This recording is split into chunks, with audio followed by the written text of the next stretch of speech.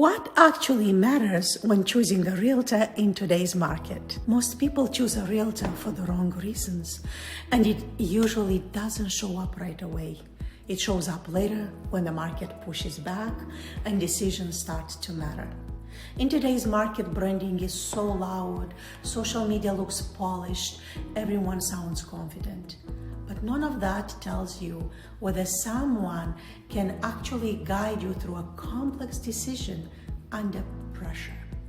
So let's talk about what actually matters when choosing a realtor.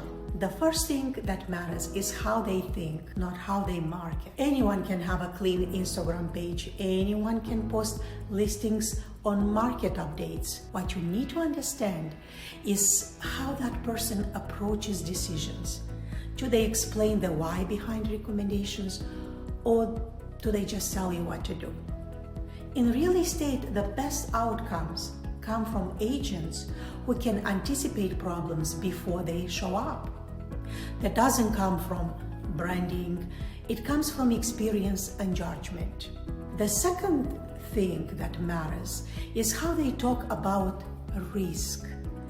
Buying or selling a home involves always risk. The question is whether your realtor acknowledges it or avoids it. If someone only talks about upside and never discusses trade-offs, that's a red flag. A good realtor will help you understand where you have flexibility and where you don't. They won't promise certainty. They will help you make informed decisions with eyes open. Well, another thing people overlook is how an agent behaves when things slow down. Anyone can look great when market is easy. The real test shows up when listings sit, negotiations get tight, or buyers hesitate. That's when experience matters most.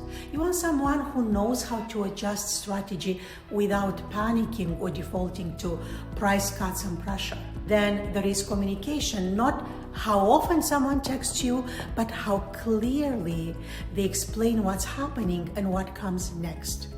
You should never feel like you are guessing where are you in the process or why a recommendation is being made. Clarity builds confidence. Confusion creates stress.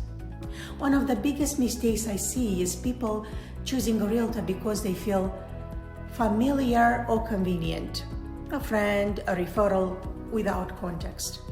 Someone who sold a house for a neighbor years ago. Well, familiarity feels safe, but it doesn't always mean qualified for your situation.